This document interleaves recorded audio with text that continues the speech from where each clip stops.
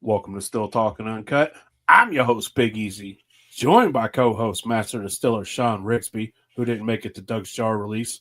Uh, Also joined by special guest, my man Uncle Joey. Uh, last but not least, the Masters. Welcome to the show. Back. You know, I love giving the Masters shit, but we'll go ahead and get right to our special guest, man. We got a special guest from Glens Creek Distilling out in Woodford County, Frankfort, Kentucky. Welcome to the show, David. It's a pleasure to have you, sir. Thank you, guys. Glad to be here. Welcome. Absolutely. Always like hearing you guys that, we hear a lot of backwoods guys talk, so it's always nice to hear somebody in a distillery talk. So we always start the show with what you drinking on. Uncle Joey, I know you got something special over there, baby. What you got? Well, a gentleman came down to your distillery, and him and his boss were down there on a bourbon trip. We actually talked to him after he'd been to your place, and man, that was a fun interview. But he had you get. He was blasted when we had Yeah. Dan on. Yeah, Yeah. he woke up. He woke up from sleeping half of one off. He was lit. So he grabbed this bottle, and you actually signed this bottle for me, and I appreciate that. It's OCD number 5, and I had it at Dan's place, and man, I fell in love with it. I must say that is a really solid bottle you guys make down there. That's good. Well, thank you. And that's what 51 months. Is that what it is at least? Well, we don't do it based on time. We do it based on taste, so they vary from. Okay, well, this one was they're 49. all single barrel. Sorry. Yeah, they're all single You barrel. don't hear that still. very often, so that's Nice. That's awesome. And I'm gonna tell you guys what I will bring. I mean, see, these guys. I'm more of the bourbon drinker of the group. These guys will drink it, but I'm the kind of one that's shoving the bourbon down these guys. And this is a bottle that I highly recommend. That it's not too much. It's not too weak. It's right there in the middle, man. It's a really, really solid bottle. I get a lot of flavor. I get a lot of mouthfeel. Got a good texture to it. It's a good bottle. Yeah, well, we have tequila and rum too, So Yeah, I saw for the that. others. I saw that. Drinking on anything over there, Sean? Yeah, man. Got to go with old Hooch's peach brandy. It's the only one you could get open. I dig it. Fuck you guys, man. Man. What about you? Yeah. Corn liquor, Uncle Dum Dums. Clear corn liquor. Straight from the bottle. Not everybody needs a glass, Sean. Mr. David, you sipping on anything this evening? Well, actually, I got a little pear brandy that I distilled many years ago. Man. You after my heart right there. I love me some brandy, man. Did you age it or did you keep it clean? Oh yeah, no, it's definitely aged. That's beautiful. Now, on that pear, after you aged it, did you feel like the pear flavor came out more after it aged?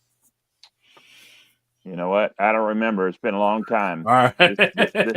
This is one I've had here at the house and just haven't tapped into lately, and thought for a special occasion I'd go ahead and give it a try.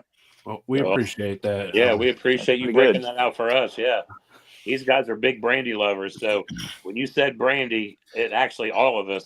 It kind of I was like, this guy likes brandy. So this is going to be an interesting avenue to go down. Is pear one of your favorite brandies, or do you have a favorite? No, a neighbor of mine says to me, "Hey, I got a bumper crop of pears. You want some?" Yeah. And I said, "Yeah, sure. I guess I'll see what I can do with them." I never say no to free fruit. This might have been before I got legal. Nice. So nice. Maybe. I'm just saying, might have been. So that's allegedly that was 10, 11 years ago. All right. So we got somebody they're intrigued about your tequila process. What type of agave you use? you know, what type of process you use for fermenting and distilling, and do you age it? Yeah, so we get agave syrup from Mexico. Obviously, agave doesn't grow much in Kentucky, Yeah. so we get the syrup. We get the syrup from Mexico, and then we ferment it and distill it.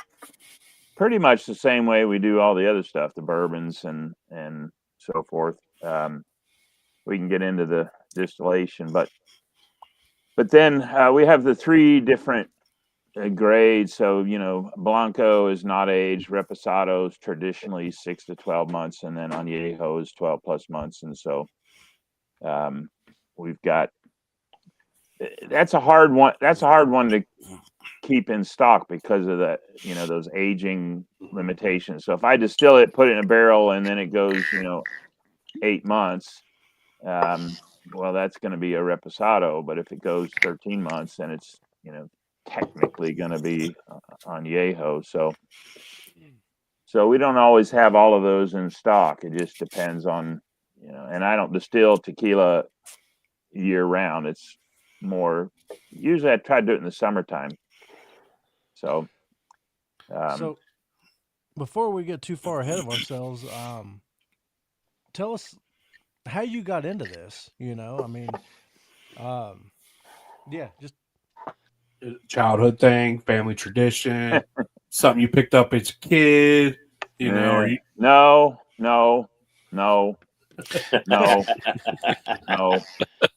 Listen, I did my homework. This is an interesting story, man. So please continue. Well, you know, life can be funny sometimes where it takes you unexpectedly. So in 2009, one of my colleagues asked if I could build him a still, which I thought was rather unusual, given that my knowledge of distilling was absolutely zero at that point. And look, I got to go back because my knowledge of alcohol at that point was damn near zero. You know, I came to Kentucky. I grew up in South Florida. I came here in 1980. I went to a distillery in 1999, and that was the only distillery I'd ever been to. And so I really didn't know anything about distilling or the industry or any of it. But I knew how to TIG weld, which was the kind of the key factor. So he had a stainless steel beer keg he wanted me to turn into a still. So kind of have a little engineering background. So I did a little, you know, research and figured out, okay, hot stills at their very basic are pretty simple. And so I made him the still, gave it to him. And then the funny thing is I never thought to ask him later if he used it or did he make anything, did it work, you know, any of those kind of things you would think. I just went about my business, and in 2011 I was at his house and I noticed the still was in the garage and he had never used it, so I suggested he give it back to me, and then I had to figure out what to do with it. I didn't, you know, there's a difference between making a still and using a still. And so making it was pretty straightforward. So I, you know, started doing some reading, go to Facebook, watch Moonshiner's TV show, whatever I could find out about how to actually distill. And so, and then I reasoned, well, I'm in Kentucky, maybe I should try to make bourbon. I didn't, you know, he was going to make sugar shine, and somehow that seemed boring. And so I thought, well, I'll try bourbon. The only thing is I didn't know what bourbon was at that time. So mind you, in 2011, I was 53 and had probably, I'd only had about 5 bourbons ever in my entire life. And probably 95% of the time it was with Coke. So, I mean, I was essentially as novice as you could possibly get. And, but I thought, you know, people have been distilling for a couple thousand years. Science is, relatively recent. How hard can it be if people did this for almost 2,000 years without any scientific understanding? Then it at the most basic level, it can't be that complicated. And so that's kind of how I approached it. And I just started experimenting with different things and trying different things and questioning things. If you read anything, you're going to hear the same kind of things over and over again about, the one main thing was, you don't want to use wild yeast. You'll get off flavors. It's unpredictable. It's blah, blah, blah. And so, the OCD number 5 you got there, Uncle Joey, the number 5 represents the fermenter back in the distillery where we caught yeast that we used to do our fermentation with. And we do a lot of things. I would say we do a lot of things that probably would scare other distillers. We take a most non-scientific approach to things. We transfer yeast from one batch to the next. We don't buy yeast. We do a lot of things that probably other distillers would look at and think, oh my God, what are these guys doing? Sounds a lot like home distillers. Well, that's exactly it. I mean, I learned how to distill in my garage, and so I carried over that same mindset into we all do that now. We always talk about, man, if we had a distiller, we'd do it just like this still.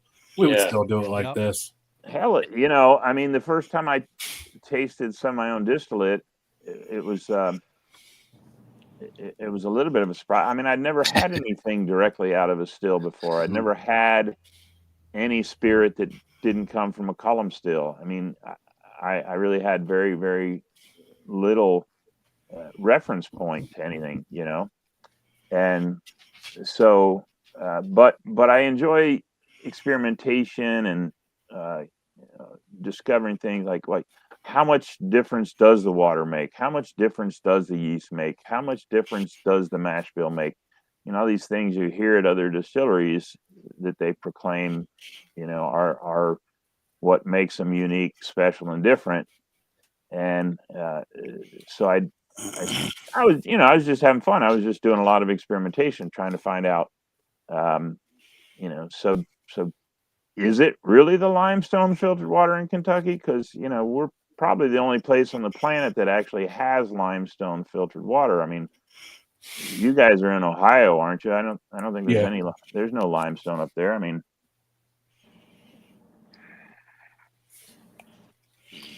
surely there's limestone in Ohio and Michigan and Virginia and West Virginia and Pennsylvania and New York and damn near everywhere. And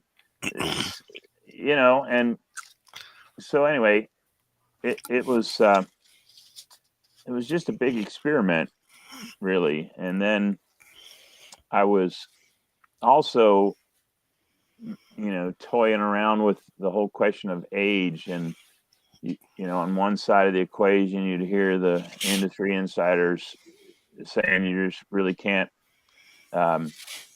you really can't shortcut Mother Nature. And then on the other side, you've got these guys that are saying, oh, well, I can create a 4-year-old product in 24 hours. And so I wanted to find out, what really is the kind of quote unquote secret of the maturation process, and how long does it really take. And so anyway, this went on for a couple of years, and then I was sharing my stuff with my friends just to get their feedback. Never during this time, not one time during this time did it occur to me to start a distillery. That's kind of interesting. I was just doing this because I was curious. And all home distillers go through that. We get started, and then we just go through all these things and see what we like, see what works best for us, and And, we try other people's things and do it our way until we find our own way. So it's all part of the process. Yeah, it is. So when you were starting out, were you using the different kinds of corn, or were you just using one particular kind of corn, or how did that whole? Well, that's an interesting question there. So, I ran into a guy who made moonshine, and I was asking him what to do, and he says, "Well, go to the store and get some Martha White, cornmeal, and use that." So I did. I mean, I didn't know any better, and I cooked it and did the whole 9 yards. And then when it came time, because as you know, if you're using direct heat, you can't put the grain in the still. So I tried separating that stuff, and I tried everything, man. I tried, pillowcases, socks, cheesecloths. I tried everything to get that shit to separate. Clumps. Anytime it's real fine, man. So finally, I just said, screw that, and I went to Tractor Supply and got cracked corn. And, my man. And that was Tried it. True. From there. So, but that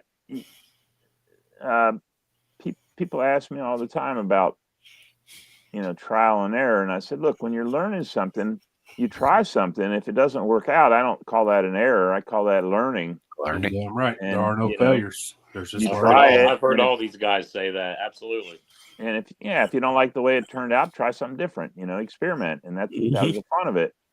I never made anything that wasn't drinkable. And some you like better than others, but none of them were god awful horrible. You got to throw it away kind of thing.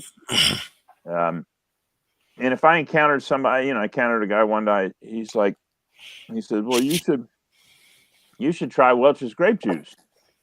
And I thought, well, I like Welch's grape juice. So I'll try that.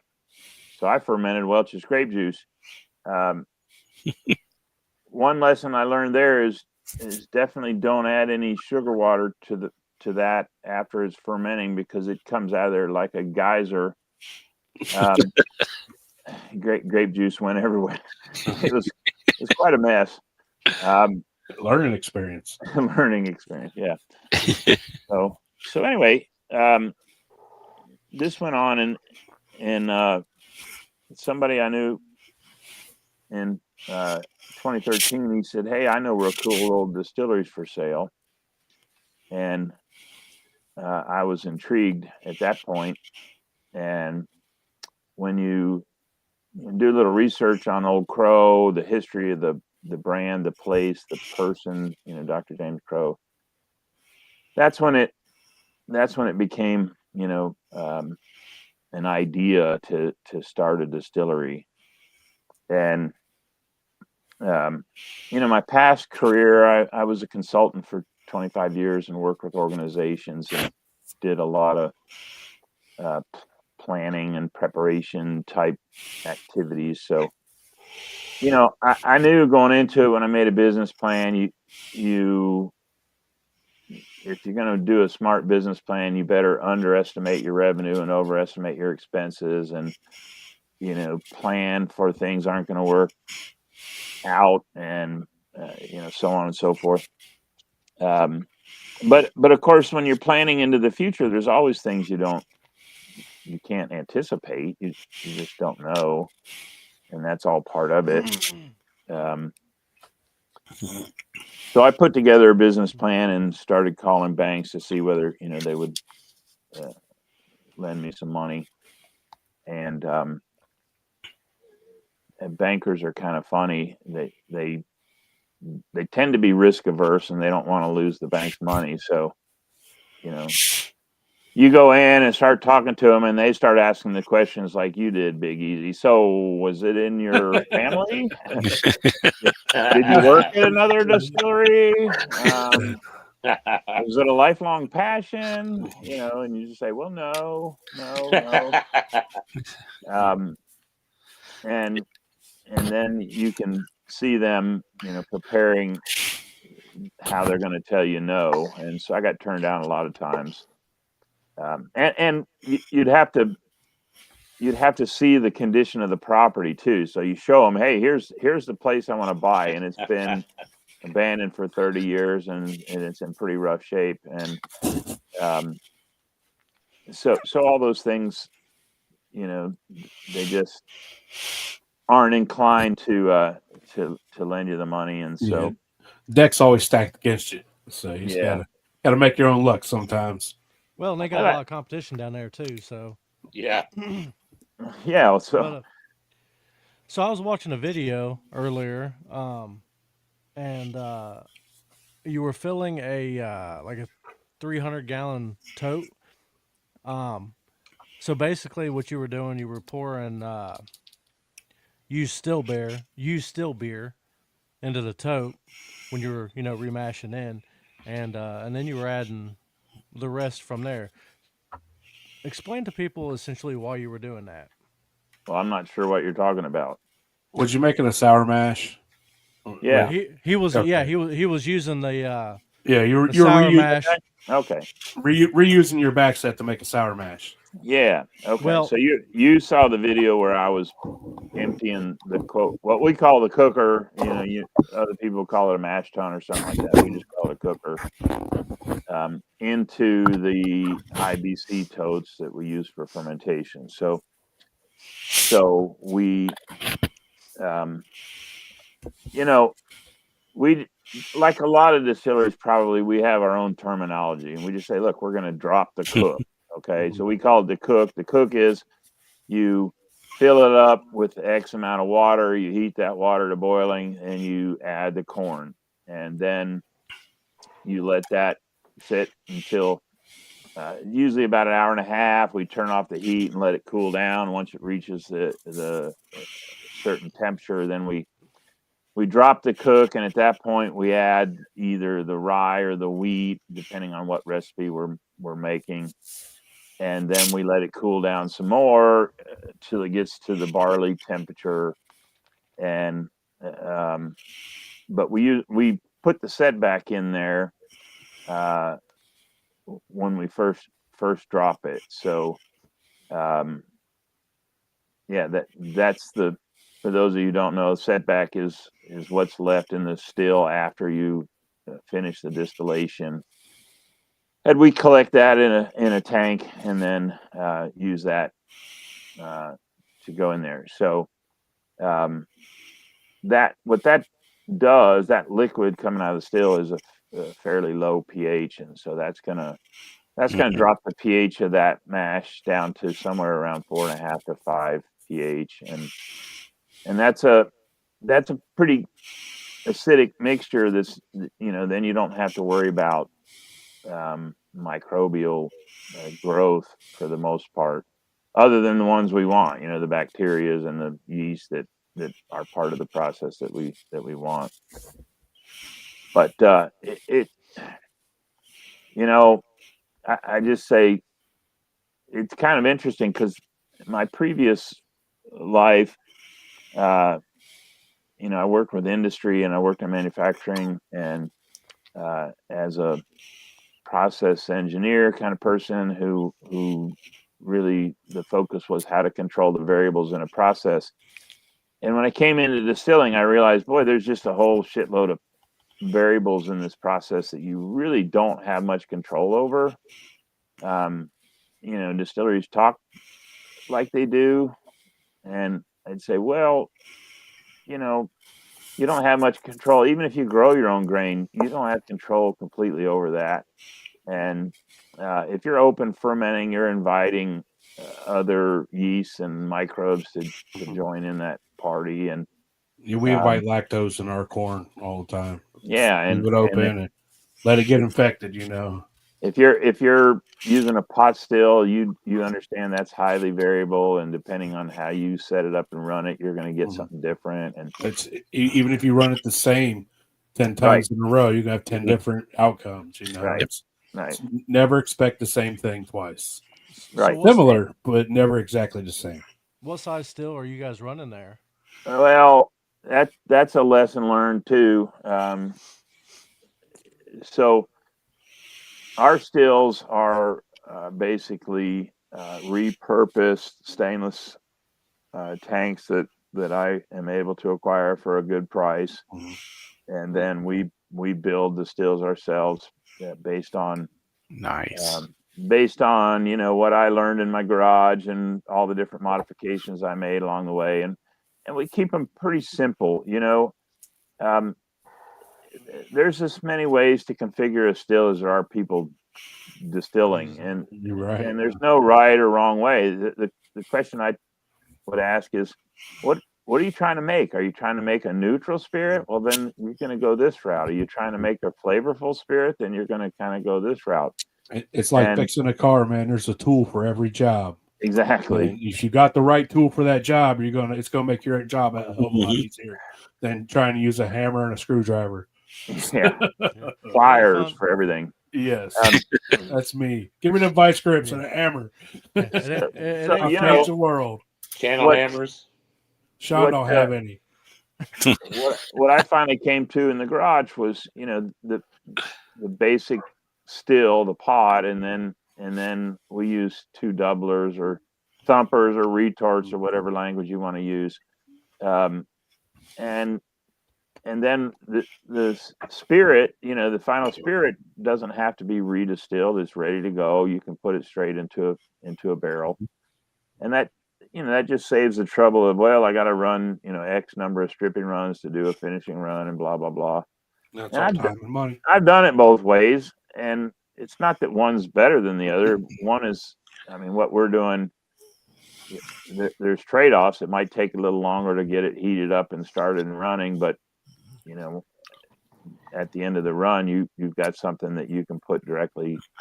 Well, not directly. You have to maybe you have to proof it down to the barrel entry proof. But in any case, you don't have to mess around with it again. So I have a quick question. stills- Do you have a go-to proof point that you like to put it in the barrel, or have you tried that all over the place? Is there a certain spot you like to put it in at? So yeah, Joey. What I can tell you is that everything that you consider has a trade-off, has a plus and minuses, has something on the other side of it. And when you look at barrel entry proof, and I did all this experimentation in my garage as well. So because that was one of the things that there's a lot of debate over what is the best, and so on what you're putting into the barrel is essentially two solvents. You've got alcohol, which is a solvent. You've got water, which is a solvent. Those two, they do different things in the barrel. They pull different things out of the wood. And so in my experimentation, I felt like somewhere in the vicinity of 115 as a barrel entry proof produced the best result overall. You need to have, so the answer is you need to have a high enough alcohol concentration that's going to interact and break down the wood fibers and release the vanillins, from the lignins in the wood. A somewhat lower barrel entry proof is going to give you a softer, gentler product overall, but it might take longer to get there in the barrel. That's kind of the trade-off, right? Higher proof might get you there faster, but then you might get some harsh or astringent things from the barrel. So what I did is I thought, well, my thinking was, why does the government limit the barrel entry proof to 125 max? It's got to be some conspiracy. They're trying to protect somebody's job or some damn thing. And so I did experiments at basically 10 proof increments, starting at 90 to 100, 110, 120, 130, 140, and so on. And I found out, the higher proofs, to me, this is just my opinion, you get harshness if you go too high. It just gets unpleasant. Now, some people might like that, but for me, for my taste preference, 115 was kind of the sweet spot where you got that balance between the amount of time and the overall end result. So on our most of our stuff, we're going in theoretically at 120, but you guys know if you run a pot still, the end result isn't always over 120. Yeah. How much tails did you put back in? How long did you run it into the tails? All those different variables. How much boards and heads did you toss? Yeah. What was your potential? What was your gravity? What's the humidity, the barometric pressure? Was your wife mad at you that morning? Everything makes a difference. Is it Monday where everything's going to go fucking off the rails? You just never know, man. That's for sure. So, some days you go in, you measure it, and you go, well, crap, it's already at 110. What are you going to do? Well, put it in the barrel. It's not going to be bad. It'd be all right. It'd be all right, man. It'd be all right. And so that's kind of the nature of what we do. And again, from my background, it's kind of strange because you would think I would be super anal about it and every detail and stuff. I'm like, no, look, I did the experiments in my garage to say somewhat lower barrel entry proof, you get quite nice product. It might take a little bit longer to get there, but it's going to turn out fine. Worth the wait. We're not in a hurry. I don't have to worry about releasing it at X age or any of that. Go ahead. I'm sorry. No, I'm sorry. What size barrels do you age in?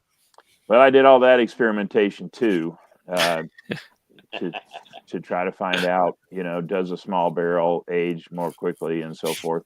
And the answer is maybe a little. But so I bought 14 25-gallon barrels just to see if smaller barrels work faster. Well, hell, the 25-gallon barrel at the time was $270, and a 53-gallon barrel is like $225. It's insane. It's insane. Even used barrels, you could buy a 53 for half the price you could buy a 10-gallon for. Right. And so I tried it, and I thought, okay, I couldn't say necessarily that the smaller barrel did a good job quicker.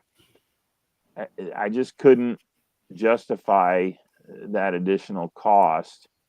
And so for the last 7 or 8 years, we've used strictly 53s. So you was talking about those big tanks that you converted over. What are you using to heat them with? Are you going electric, flame? Did you build jackets around them? The stills? Yes. They got direct flame on the bottom. Hey, my man. What gallons size did you say they was? That's a lesson I learned. I thought somehow I missed the engineering part of it, where a bigger is better. And so I got this 800-gallon stainless steel tank that came out of a DeKuyper plant up in Cincinnati, and I got an excellent deal on it. I thought, well, hell, if I put 500 gallons of mash in that sucker, I'll make a barrel a day. That was how the math worked in my head. It takes a lot longer to heat up 500 gallons. So where we've settled now is our stills. They'll hold more, but typically what I want to do is I want to load them with 100 or 125 gallons, and that gives you, the stills are still going right now, which is why I have the cool background with the grand piano in it, which I don't know. I thought you was going to play for us. Yeah. My kids can play, but I can't. But no, I mean, when I had that still and I put, several hundred gallons in it, and it would just take forever. And so we'd end up running it for 2 days in a row, and we don't have around the clock. We're not an around the clock shift. And so, that makes sense. It could take time. Like we've done in shifts before, like, all right, you fired up at 5 a.m. I'll be over at noon.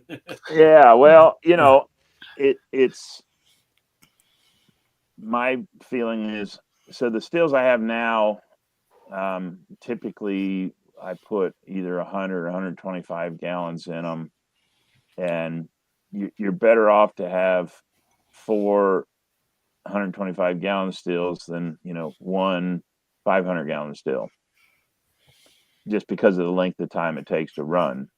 Well, if you have any mistakes or hiccups on the way, it's better to lose out on 100 gallons of mash than 500. Or well, there's that too. that. Yeah, Right. there's that. So Understandable. I found a bunch of beer fermentation tanks that I got, 6 of them for like $2,000, and they'll hold 125 gallons easily. They'd hold more, but like I said, it just makes a longer day. And Yes. so yeah, we built all our stills, and I taught the other guys how to TIG weld, and so now everybody's kind of built a still, and so yeah, Now, we're a do-it-yourself shop. would you like to share the story of how your OCD premium came about? Yeah, I saw Tim asking that question. Yep. So, as you guys know, I mean, when you're learning something on your own, we say that the learning curve's kind of like a hockey stick, and I think there's a lot of advantage for us in the fact that we're self-taught. None of us worked at any other distilleries. What we figured out how to do was through our own, experimentation. And so when it came time to bottle our first barrel, the big dilemma was, how the heck are we going to get it out of the barrel and through filter to get the char out, and then into the holding tank for the bottling filler. And of course, everybody else dumps it out into some kind of container, and I just couldn't see a simple way to. I mean, we could dump it for sure, but then you still got to pump it through the filters to get it into the holding tank. So we're kind of scratching our heads, and John, my right-hand man, his father is standing there looking at it. He says, "Why don't you pressurize the barrel and push the alcohol out?" And I thought that was a brilliant idea. So I made a little gizmo that we can screw in around the bong, and we pressurized the barrel and we pushed the alcohol out through the filters. Nice. And yeah, a bourbon keg. Yeah, kind of the bourbon barrel keg. But the downside is, well, the first time we did it, I put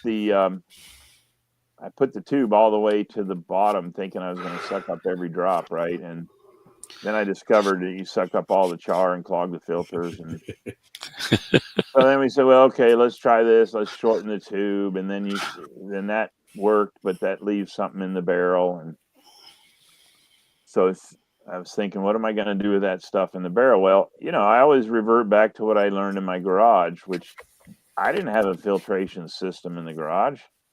I had coffee filters. So if I needed to filter something, I just pour it through a coffee filter. Yep. A coffee filter and a colander. I didn't care if it had some char in it, it did. If it had a little char in it, didn't bother me. So, anyway, that's what I decided to do with that little bit that was left in the bottom of that barrel. And as I was pouring that through the coffee filter, I realized, man, that just really tastes good, or smells good. And then I tasted it and it really tastes good. So anyway, long story short, we decided that we should put that back. Good deal, Dan. I'll see you then. We put it back in a barrel, and then we keep going till that barrel's full. Hey, I disappeared. Oh, there I am. Oh. I thought you were going to play the piano.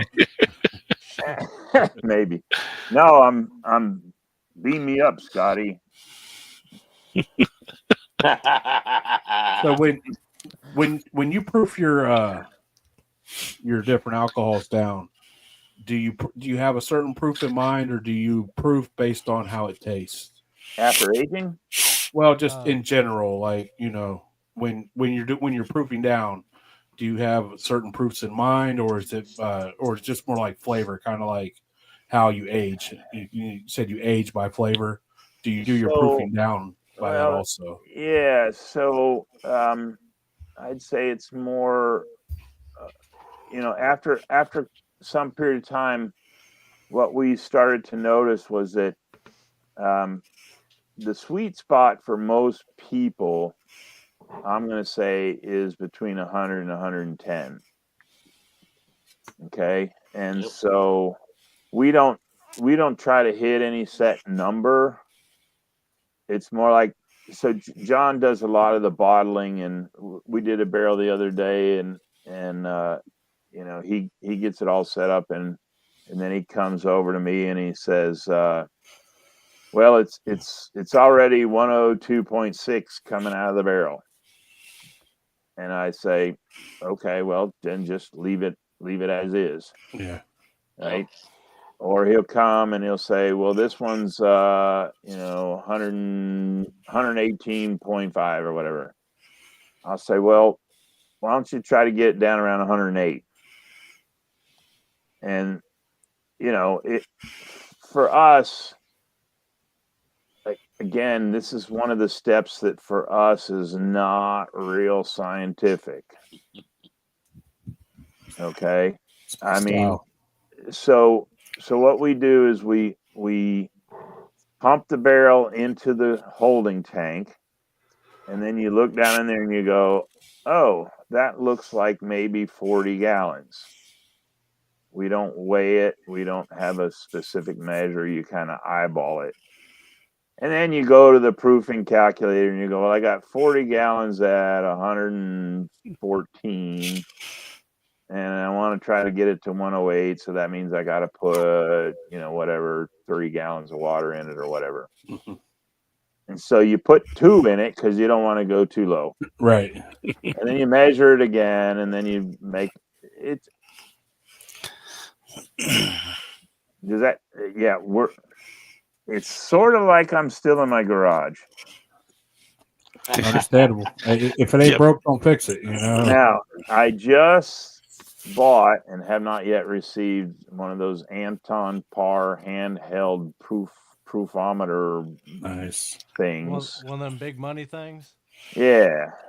So that we can be a little more scientific on how we do it, because both of us are getting old, and our old eyes, it's hard to read the damn scale on the hydrometer. Understandable. So anyway, I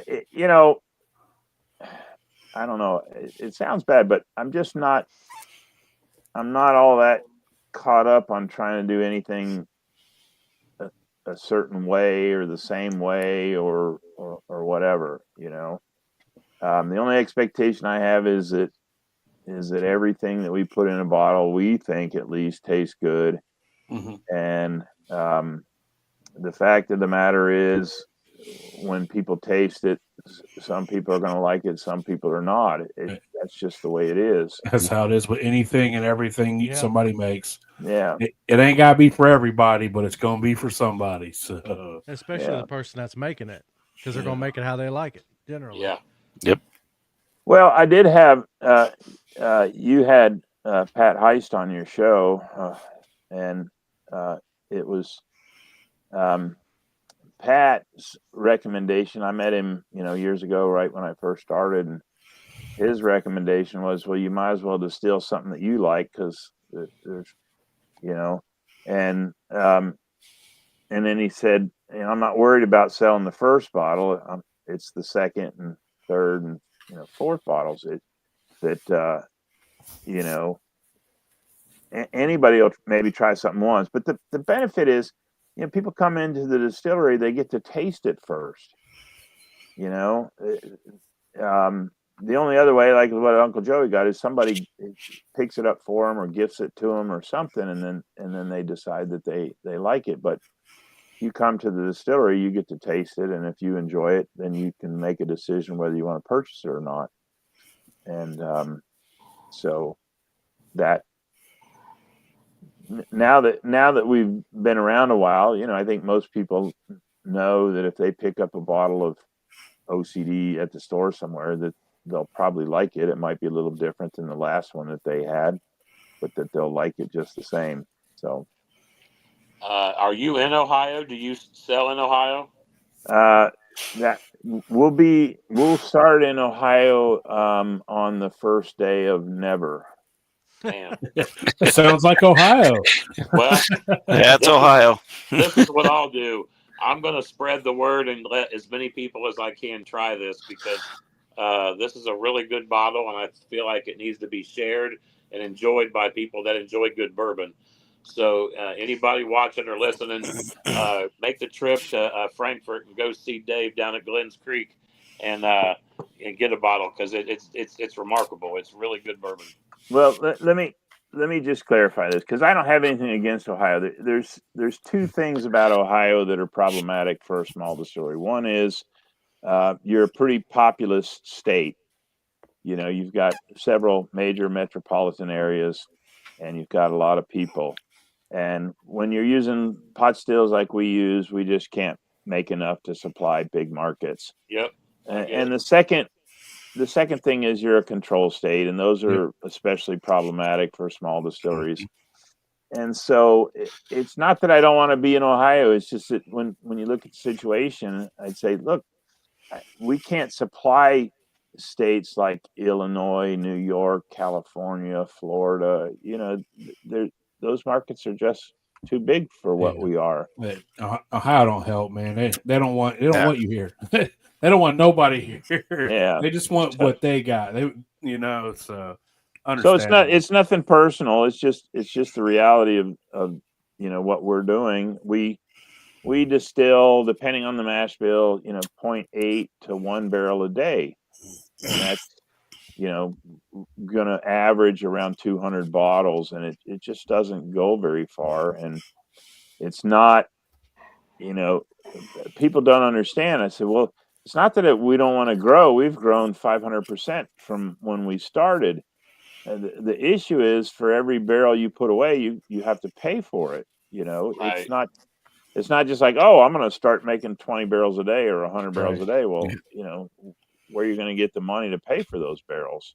Yeah, you're paying for those barrels while they're sitting. Absolutely. Yeah. Yeah. So it's not for lack of wanting. It's the growth has to coincide with revenue, and as the revenue increases, then we can put away more barrels. But even if we, increase 100%, then it's 2 barrels a day. Big deal. I mean, it's just not right. Well, you do what's best. You got your way, and it seems like it's working fantastic. So I was about to say that you start increasing in size, what's going to happen? Well, you guys probably know. I mean, the only way to really get any significant size is use a column still, and really once you switch over to column still, then your product pretty much is like almost everyone else. Yep, you're making a vodka. You're not differentiating yourself in the market anymore. So yeah, I mean, we've grown, we've continued to grow. I started with one 45-gallon pot still, and now we have 3 stills that, like I said, can run 125 gallons, and we're going to add another one this year, and then it becomes, well, then you have to cook more often, and you got to ferment more. I mean, you can't just increase one aspect of the process without increasing all everything, of them. And that's time. So it's time. Question: how many gallons do you have fermenting on any given day? Oh gosh, I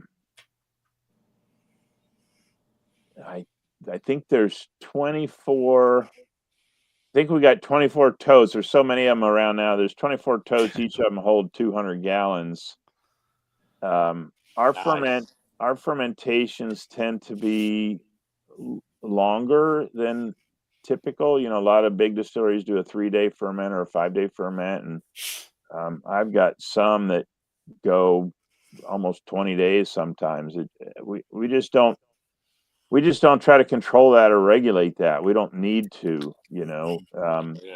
They have to keep everything going according to schedule to feed that still, the continuous still. And so some of our mash bills, and I've kind of figured out a way to put the production together. Some of our mash bills take longer to ferment because there's more food available. Mm-hmm. And some of them, like we have a corn only bourbon, it's 100% corn. That one ferments very quickly. The Cuervito Vivo, the recreation of Old Crow, that one, I have to call it something different now. We're calling it Flipping the Bird. Can't call it Cuervito anymore. I like that. So you got an issue with that? Yeah, so that one takes longer to ferment, because it's got, more fermentable sugars, and we don't buy yeast, so I don't know when we transfer yeast from one batch to the next. I don't know exactly how many we're transferring. It's 7 scoops in a bucket, and anybody that knows anything about distilling would come and look at our process and go, "What the fuck are these guys doing?" They're That's right up our alley, man. They're just Hey, these two right here. You got to measure with your heart with shit. Yes, we come in like, bro, I do it just like that, or I do something similar to that. This is me. Well, it works, and if we've done a lot of things. We've explored how to improve the yields and things like that, and we've done pretty well at that. That's part of learning, and when you're learning a particular thing on your own, you don't know all the answers, and you figure it out as you go, and you say, okay, for example, what ratio of water to grain do we need? How many gallons of water per pound of grain? And initially I went with mash bills I found out there, and they were all about the same ratio. And so you think, well, that's the proper ratio. And then after several years I figure out, well, that's the ratio you need to make it flow through your pumps and your system and your this and that, and we're not doing that. And so can we lower the liquid ratio, because that's less liquid I have to heat up in the cooker, that's less liquid I have to put in the still, and if I can increase the alcohol percentage to the liquid, then it's more economical. And so we've gone through a lot of that and found ways to squeeze a little more out. But as you know, when you run a pot still, you've got yield losses. You got direct heat. You can't put the grain in the still, so you got to do a separation process. And you got to strain. You got strain. We bought a wonderful machine that it's called a screw press, and it squeezes the crap out of it, and nice. That improved our yield. So it's not that we're not finding ways to make it better. It's just that within the process and pot stills in general, you're just never going to have significant volume. But I don't know. I think based on what I learned in my garage, it was when I was distilling in the garage, it was eye-opening to realize that the stuff that we buy in the store that we thought was really good stuff wasn't necessarily. Right. The stuff you can make in a simple little pot still at home can actually be quite a bit better. You taste what love in a product is the difference. I guess. You put love in what you're making at home. It's part of you, and it's for you. Like if I'm cooking myself a steak on the grill, going a little extra. You know what I'm saying? Like, Yeah. you go to a steakhouse, there's like, here you go. Like, you'll put a little bit of more love into something for yourself. And Yeah. that's the difference, And I really like when we go to distilleries and they're small distilleries and they're doing like, I'm going to call home distiller techniques. It makes you feel like it's something that you would produce at home. I really like distilleries like that because it makes me feel like, they're more along the lines of how we would do it. Yeah, I was watching one of your videos and watching you rip open the bags of TSC corn and dump it in. I was like, hell yeah. Yeah, well, I finally had to stop using them because during COVID they were having some serious issues. I was getting 15-20% of the kernels weren't cracked at all, and so the yield just went to Yeah. pot. And being as they're a corporation, I could never get to the source to say, hey, what do we need to do to get this improved? And since it's basically animal feed, the farmer doesn't care if the kernel's not cracked or not, Right. but I sure do. And so my yield was in the tank. So So we do you locally source all your grains now? Well, the corn is local. The barley, wheat, and rye are coming from a supplier over in Louisville. The barley and the rye for sure are grown up north somewhere, and I don't know exactly where. Those are things, okay, that's great for your story, your local, and this and that and something, but does it really affect the quality of the product? I don't think so. All about dollars and cents in the That's end right. of it, yeah. Well, Not not so much, but I mean the supplier that we have over in Louisville. I mean, if I send that guy a message, he responds back. He's very responsive. He takes care of us, even though we're just a small fry, in terms of the business. And that kind of stuff matters to me. I try to stay loyal to the people who have been good to us, and I try to stay loyal and say, well, I'm going to be good to you too, and we'll take care of each other. You do good business for me, I'll try to do the same for you. And I don't chase around for a few pennies here or there or something. And that's just kind of how I approach that. I had a guy, a label salesman early on. I mean, this guy just kept after me. So I finally ordered our first set of labels from him. Never heard from the guy again. And it's like, really? If you want to keep doing business, well, at least say hello every now and then or something, And so yeah, I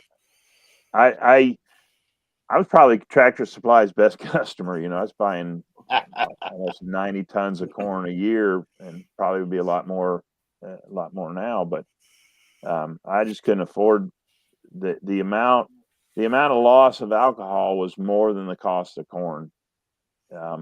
So it just got to the point where I couldn't do that anymore. So,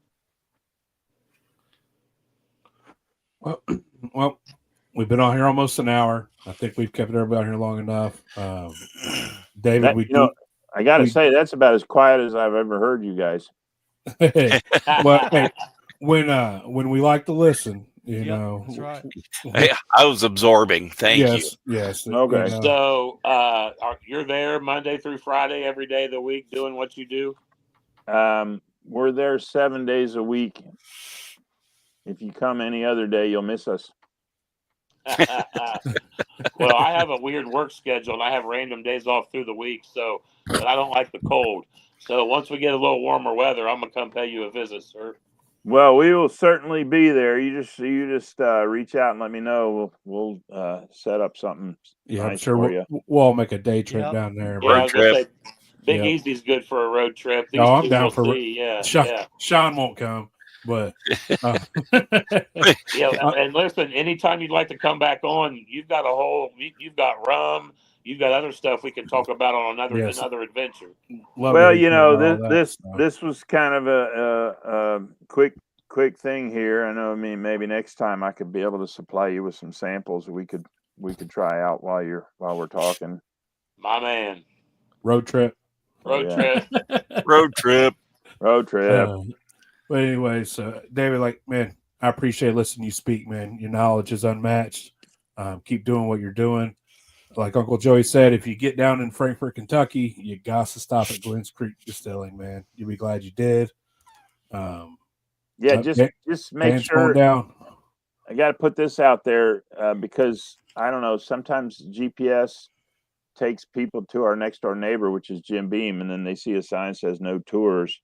So just so you know, Jim Beam owns the facilities between us and Castle and Key, and so if you keep going past that toward Frankfurt, then you'll find us just after that. It says Old Crow, and you know that confuses people because I own the Old Crow Distillery, the actual Old Crow Distillery, but Jim Beam owns the sign. So, Gotcha. Yeah. My man. All right, Oh, Uncle yes. Joey, Matt, Sean, it's good to see y'all, man. Yeah. David, Lion. thank you. I appreciate you coming on, man. I really do. Yes, You're sir. welcome, guys. It's been a pleasure. I That's appreciate it. fantastic. Thank you so much. Yes. Everybody have a great night. Take care. I guess we'll be back next week. I won't be here. Y'all have a good night. Yeah. All right. See ya.